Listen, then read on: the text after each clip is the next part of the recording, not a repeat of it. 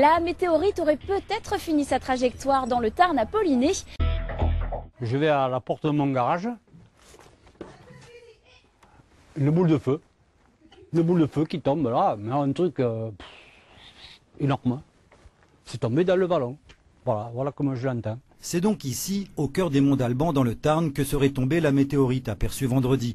L'objet céleste a été vu par de nombreux témoins, des Alpes jusqu'au Cher. Mais c'est à Polliné, un petit village de 600 habitants, situé à une trentaine de kilomètres d'Albi, que l'engin aurait terminé sa course. Jacques Irigal, lui, n'a aucun doute. C'est tombé ou là, ou là-bas, ou là-bas, mais c'est tombé dans le trou, là. C'est sûr que c'est dans le trou.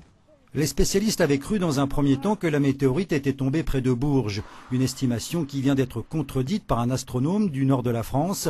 Le scientifique a refait les calculs en recoupant les différents témoignages. Le point d'impact serait finalement situé à 300 km de là, dans le Tarn. Malgré tout, le doute persiste.